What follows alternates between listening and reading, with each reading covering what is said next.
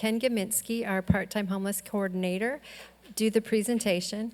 And someone recently asked me a question about, we have so many different resources that we're providing to homeless, but what do they all mean and what do they all do? We use a lot of acronyms: SMART, QOLT, HEART, CityNet. So the presentation is going to focus on those resources and what they actually do to serve the homeless in our area. And then we'll give you a brief update on the shelter and the number of individuals that are taking advantage of all the full services that are being offered there. So with that, I'm going to turn it over to Ken Gaminsky. Good evening, Honorable Mayor, members of the City Council. This is our 9th recurring monthly update on homelessness and homeless services provided by the City of Santa Ana. This evening, we'll be updating you on understanding the city's homeless response, the SMART program, what is the difference between QOLT and HEART, monthly outreach highlights, the differences between public and private property, and what is occurring at our navigation center that was recently opened. Santa Ana provides a robust network of outreach services to address homelessness within our city. The Santa Ana Multidisciplinary Homeless Response Team, better known as SMART, is a partnership between the City of Santa Ana and our nonprofit homeless outreach partner, CityNet, which provides trauma-informed outreach to individuals currently experiencing homelessness. The Homeless Evaluation and Response Team, HEART, is a law enforcement-centric outreach program that has been in place since 2012. The Quality of Life Team, or QOLT, is a multidisciplinary response group comprised of the Santa Ana Police Department, Parks and Recreation staff, members of Public Works, our code enforcement, and the City Attorney's Office.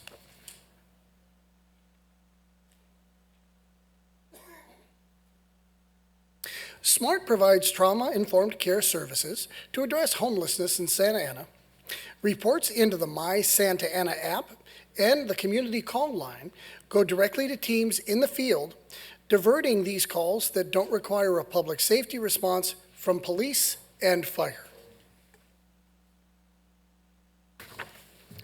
The Santa Ana Multidisciplinary Homeless Response Team, or SMART, is a partnership between the City of Santa Ana and our nonprofit homeless outreach partner, CityNet. The team works 7 a.m. to 9 p.m. 7 days a week and is made up of outreach workers, mental health clinicians, nurse practitioners, and plainclothes private safety officers.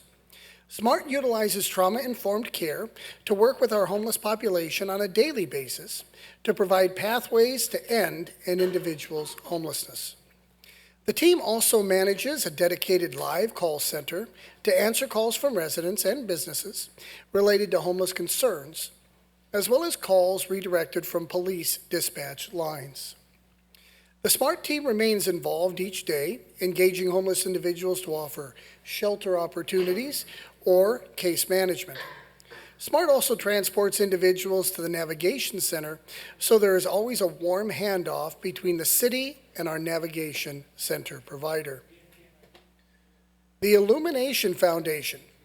In addition, they address all non-emergency, non-public safety homeless calls and respond to reports submitted to the My Santa Ana app from residents. The City of Santa Ana would again request all residents to utilize the My Santa Ana app so as to maximize the SMART team responses while minimizing their driving time throughout the city. The SMART team routinely contacts SAPD dispatch when the need for law enforcement assistance arises during their contacts or if the scope of their contact requires a law enforcement response. During the month of July, SMART continued operating throughout the entire city, engaging 939 contacts, with 196 of these contacts being new individuals.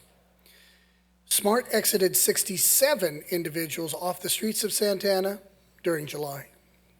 Since December, the team has had 4,105 outreach contacts and has responded to over 6,671 calls from CityNet Dispatch.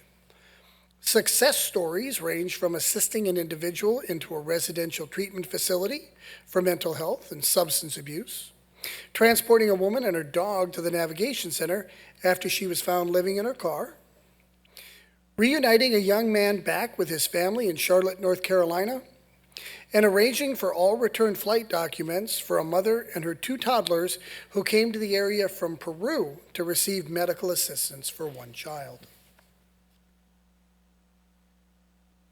Of the 67 individuals who were exited from the streets of Santa Ana in July, 57 went into an emergency shelter. 50 of these individuals went to the city's new navigation center on Carnegie, 3 to the county shelter at Yale, 1 to the Fullerton Recuperative Care Center, 1 to the Fullerton Navigation Center, and 2 to a center called Precious Life in Los Alamitos. SAPD addresses homelessness in the city by assigning officers to respond to issues centered around 2 related programs, QOLT and HEART. In November of 2012, the police department's Civic Center detail launched the Homeless Evaluation Assessment Response Team to address homelessness in the Civic Center area as well as throughout the city. All police personnel assigned received over 16 hours of specifically designed mental health training for first responders to offer outreach and mental health resources.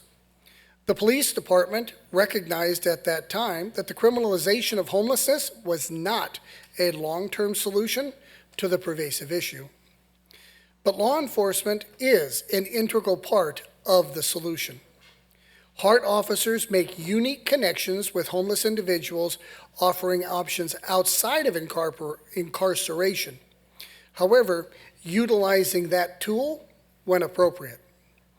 Today, HEART serves as an arm of the Quality of Life team.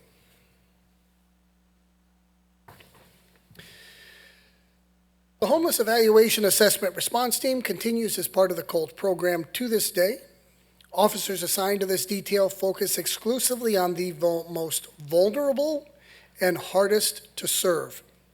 These are the individuals who have severe and chronic mental health or medical issues that preclude them from entering shelter. The officers work long and hard to assist these folks off of the streets and into various different treatment options. It is always a huge success story for these officers when an individual they have been working with for a very long time finally exits the streets or receives housing. The Quality of Life team, also known as QOLT, was established in 2018 as a 30-day pilot program. Comprised of a core of city employees from various departments, the team's chief mission is to respond to complaints from all parts of the city, addressing unlawful encampments, abandoned property, and to offer housing, mental health, and other services concurrently. Reports come into these field teams through the My Santa Ana app. Prior to the team's creation, city departments each dealt with homelessness issues in silos. The Quality of Life team was successful in bringing a cohesive group together to work collaboratively and more effectively in the field when addressing encampments and providing services. The 30-day program was so successful, it's now a best practice and a standard Santa Ana response. Again, QOLT was designed to address encampments and large-scale cleanups, as every deployment is resource-heavy. In July, QOLT continued its daily coordinated responses throughout the city. The QOLT program contacted 216 individuals currently experiencing homelessness, providing outreach services as well as enforcement action when necessary. They conducted 572 cleanups of various sizes.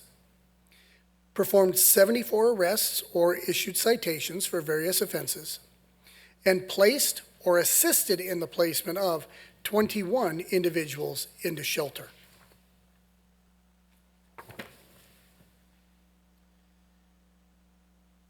Our highlights include QOLT officers assisting code enforcement with an inspection of the Sunshine Village Motel. During the inspection, officers located 188 fentanyl pills, 28 Xanax pills, and 0.75 grams of powder fentanyl. Based on the officer's investigation, one of the subjects admitted to possessing the fentanyl with the intention to sell and was arrested and placed in the Santa Ana jail. Union Pacific Railroad finally assisted QOLT in a cleanup on the tracks behind South Minnie in July. 30 individuals were contacted north of Edinger Avenue. 16 were taken into custody for warrants and/or narcotics-related offenses. 2 were taken to the Carnegie Navigation Center, and the remainder were issued warnings for being on the tracks. Union Pacific Railroad crews were able to clear the tracks of all trash and debris. An in-service training was held for social workers at OC Global Medical Center. The training provided referral information services for individuals that were experiencing homelessness and due to be released from the hospital. This was held to prevent or minimize the amount of individuals being exited from the hospitals to the streets of Santa Ana. The training was presented by QOLT, CityNet, and Homeless Services staff. Lastly, a large-scale cleanup of Santiago Creek under the 5 freeway overpass was also conducted. That consisted of crews from the City of Santa Ana, CityNet, the California Highway Patrol, and Caltrans. Another cleanup is scheduled for August. The Public Works Agency continues to conduct routine encampment cleanups within city storm drains and flood control channels. Additionally, barriers to prevent trespassing, such as installing steel grates over storm drain pipes, as shown above, right above slide 15 number, and new fencing are being implemented. During the next 4 months, approximately 6,500 feet of new security fencing will be installed along city stormwater channels. Who should respond? SMART, HART, law enforcement, QOLT. SMART is the city's frontline responders to individuals and small groups of homeless individuals. SMART, HART, or a general law enforcement response will be utilized when individuals experiencing homelessness are involved in crimes of public disorder, depending upon the intricacies of the call for service. QOLT responds to large-scale encampments or cleanups, designed to work extensively with outside city resources like Caltrans, railroads, private property owners in general, and outside law enforcement resources. SAPD addresses homelessness in the city by assigning officers to respond to issues. That's not right, we'll skip that. Let's talk about what the difference between public and private property is. Public property refers to property owned by the government or its agency rather than by a private individual or a company. It belongs to the public at large. Examples include parks, streets, sidewalks, libraries, schools, playgrounds that are used regularly by the general public. Private property is a legal designation for the ownership of property by non-governmental legal entities. Private property is distinguished from public property, which is owned by a state entity, and from collective or cooperative property, which is owned by a group or non-government entities. So what's the difference? The city has jurisdiction to address all homeless-related issues on public property owned by the city, but not public property owned and maintained by other government entities, such as other cities, the County of Orange, the State of California, and the federal government. Jurisdictional issues often arise on public property as entities routinely push complaints from one entity to the other. The city must consistently work with outside entities such as Southern California Edison, Caltrans, CHP, Orange County Sheriff, Orange County Public Works, the Army Corps of Engineers, etc., to ensure other governmental entities maintain their property. Needless to say, these other government entities often do not place the same sense of urgency on these issues. This leads to frustration among our residents and the city as a whole. For example, the top picture illustrates past encampments along the Santa Ana River. This is public property owned and maintained by the County of Orange. Santa Ana worked with the County of Orange to address this issue. The second picture illustrates the now cleared homeless encampment in the Civic Center. Santa Ana was responsible for this issue. The third picture depicts Santa Ana police officers engaging individuals along railroad tracks. Railroad tracks are not public property, but private property. That property must be maintained by the private property owner.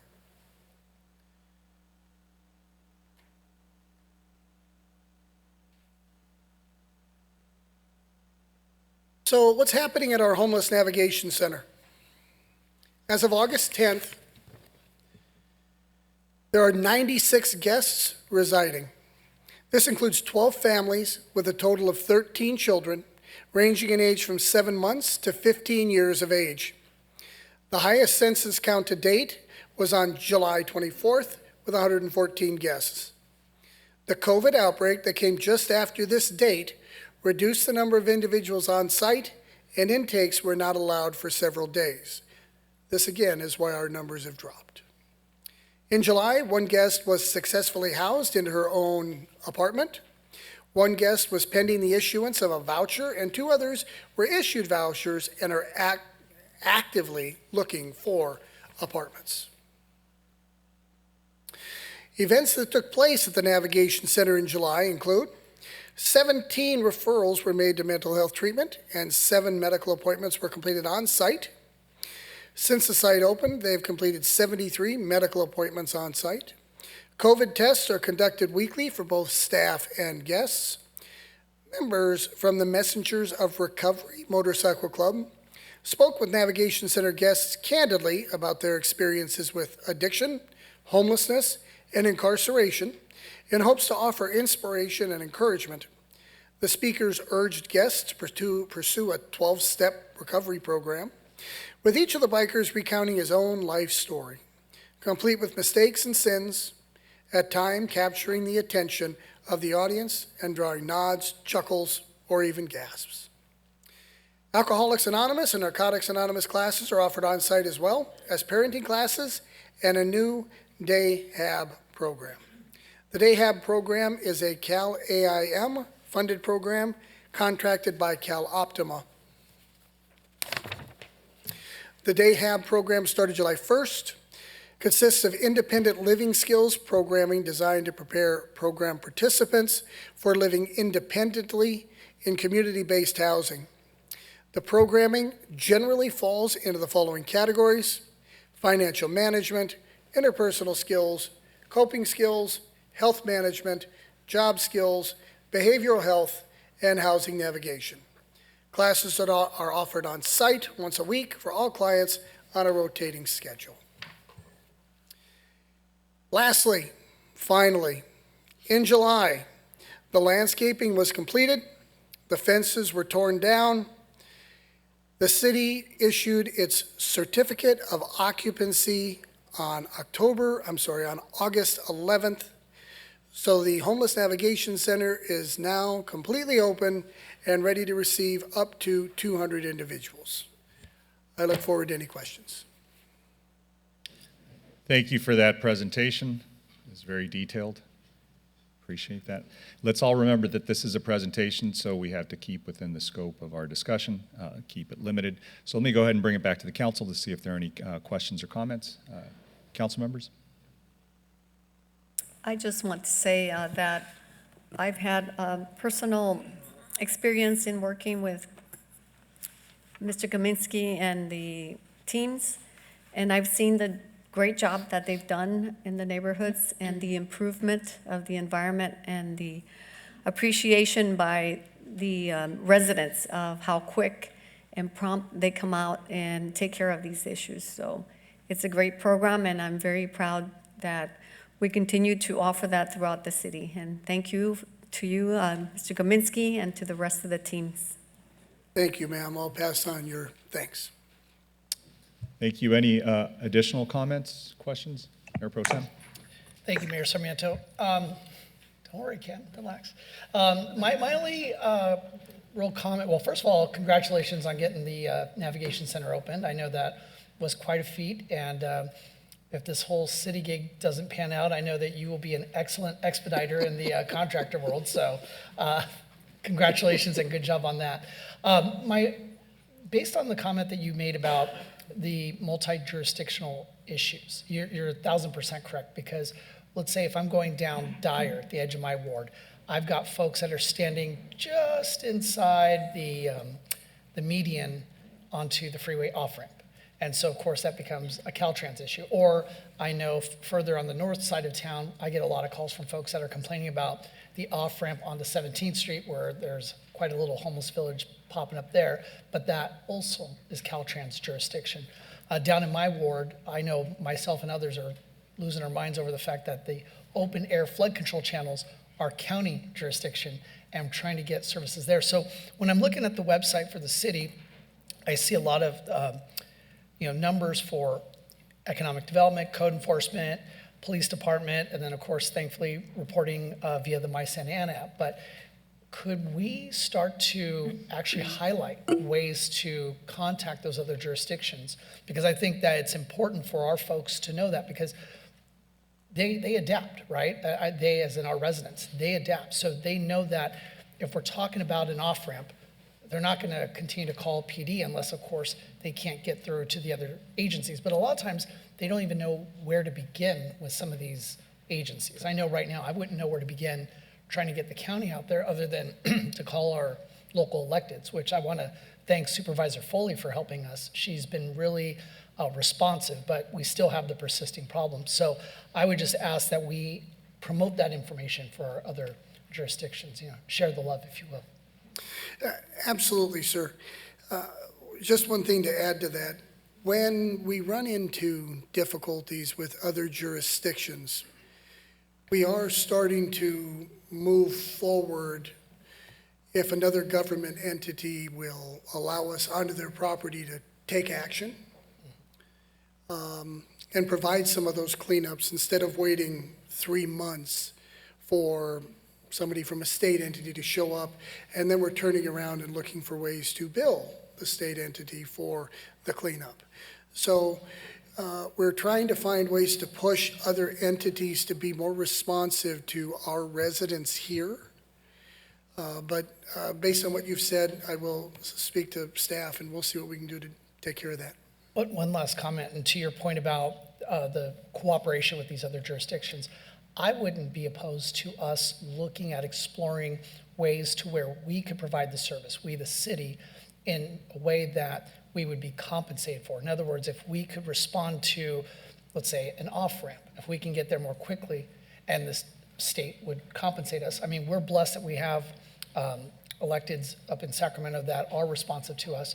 So I think maybe having those conversations with them, because while our electeds are responsive, we know that Caltrans is not so much. And so I would like to possibly explore that both with the state and the county, because as I mentioned earlier, the open air flood control channels in my ward are county jurisdiction.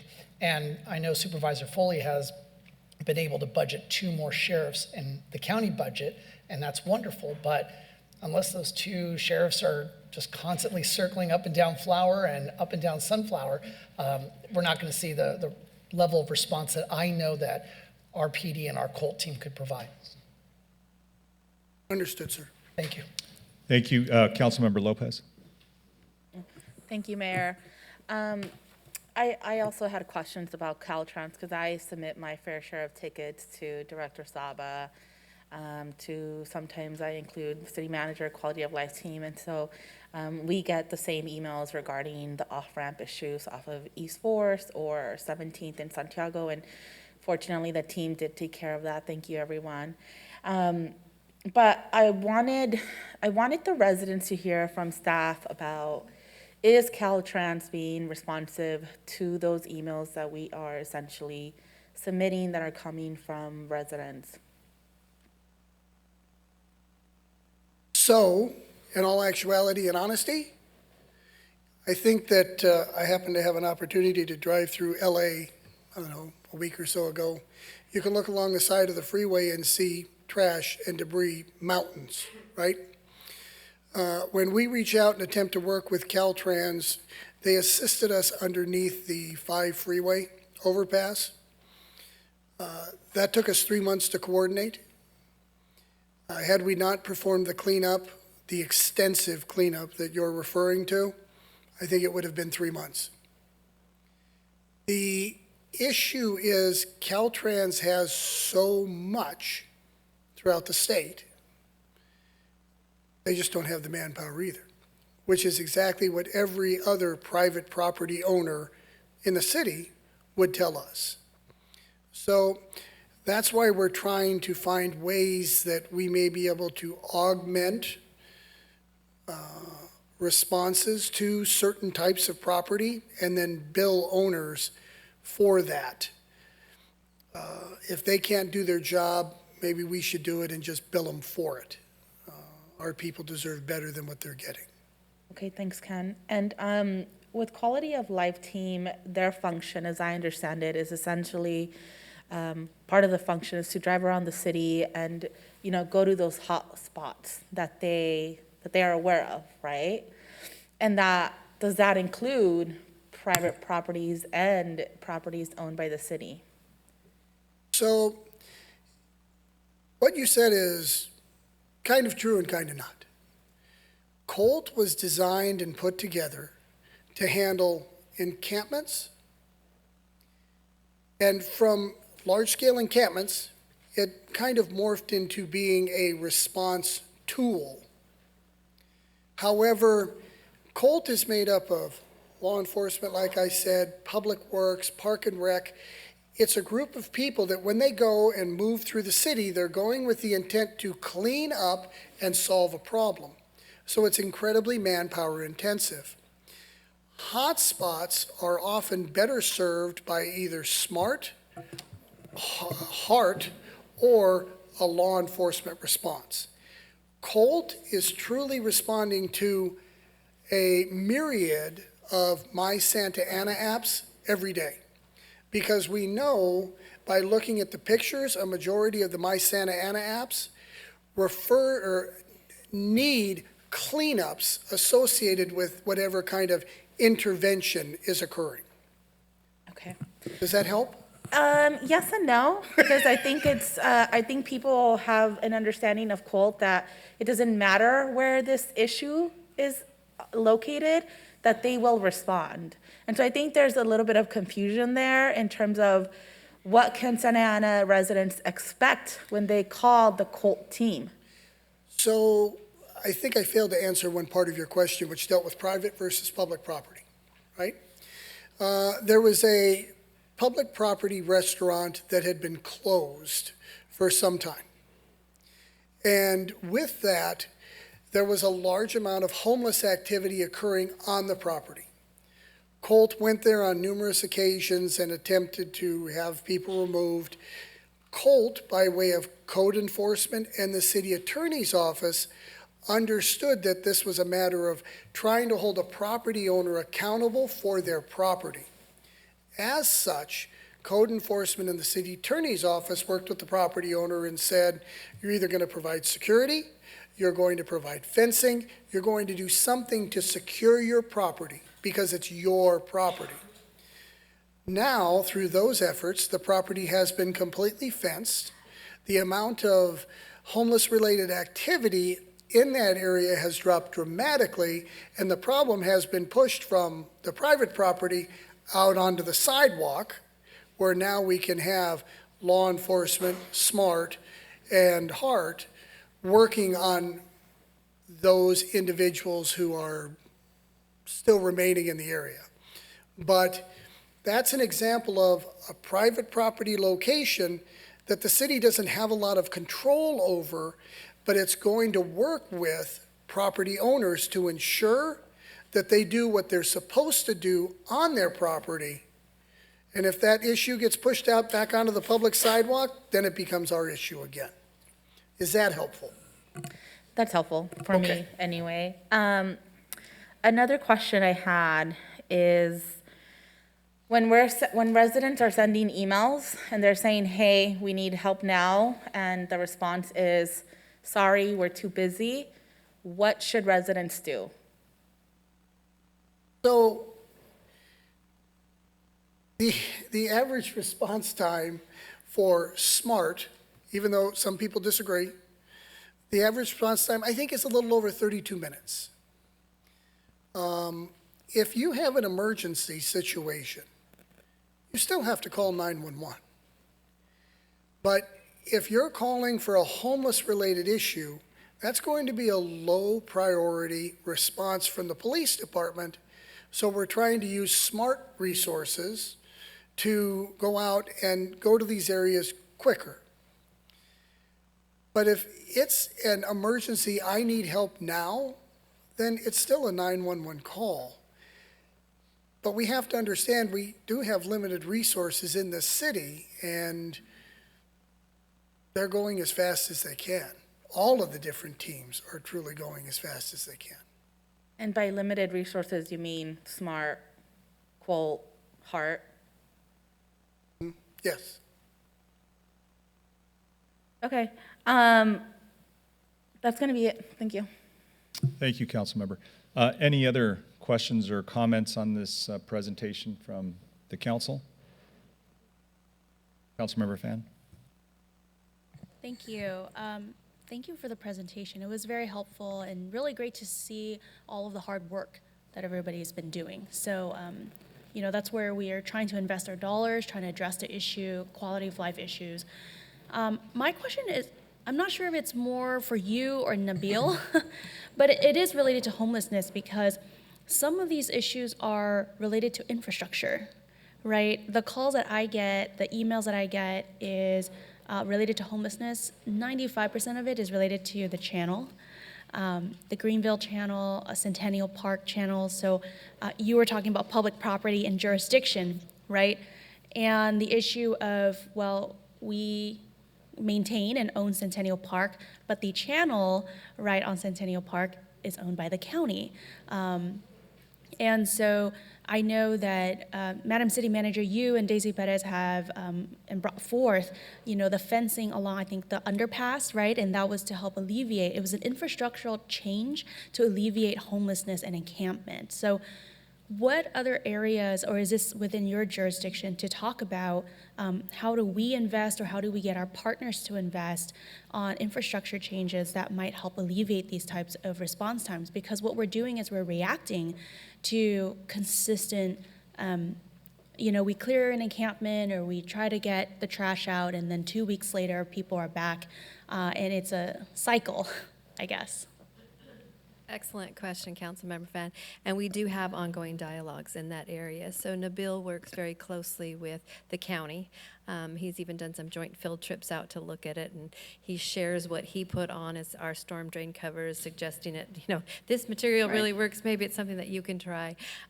We try to engage in those dialogues with all of the various public entities. It's just an ongoing challenge and a complex problem. Other infrastructure things we do evaluate, you know, include different landscape materials, different bus benches, and all of that. But sometimes that isn't very well received by a lot of the public. So we are always looking for solutions that does include infrastructure changes. Right, and I brought this up because, you know, we're talking about lack of people power, right? We can only have so many people respond. It takes time. You have to engage with the individual. A response can be a few minutes to several hours if there's a lot of need or health issues. And so I guess I wanted to put that out there to our residents too, who are hearing this presentation and this conversation, these questions, that our other agencies, like Mayor Pro Tem brought up, it was Caltrans, obviously we have the county, they too are partially responsible for they're responsible for the property that they have jurisdiction over. And we can't, and please someone correct me if I'm wrong, but we can't expend dollars to put up a fence where we don't have jurisdiction. We can't spend $1 million to fence off all of the Greenville Channel with the fencing material we would prefer, because that would potentially be, we can't trespass on their property. Right? And so I wanted to put it out there because as everyone does come to the city to talk about these issues and we're working on it, I hope that you too will come to the county and our other sister agencies to ask that they also participate and work with us. Thank you. Thank you for that. Any additional questions or comments? Councilmember Hernandez, okay? Yes, he's okay. Thank you. Thank you. Seeing none, thank you for the presentation. We appreciate it. One of the things I just want to remind everybody as we wind this up is that, we aren't the agency vested with this responsibility. So this has been litigated. So a lot of what we've spoken about are issues that have been asked and unfortunately answered in the negative. But I would just continue reminding staff just to keep a log of what's being expended. And I know we're probably right around $25 million a year that we dedicate to this issue that, again, should be handled by our county agency, and so it's not. So we have to, do what we can with the resources that we have, and those $25 million really should be going to other municipal functions and core city functions. But it is going to be an ongoing process, and in the meantime, we can't not do anything about it, so that's why those monies are being dedicated. But hopefully there'll be a change across the street, and there'll be a different way of looking at it. I know Supervisor Foley's office has been very receptive to seeing what the county can do to work with cities closer, and she, as a former mayor of a city that's been impacted, I think has a better understanding and has been a very, very welcome change in conversations about this. So that being said, thank you for the presentation. Let me go ahead and ask Madam City Attorney or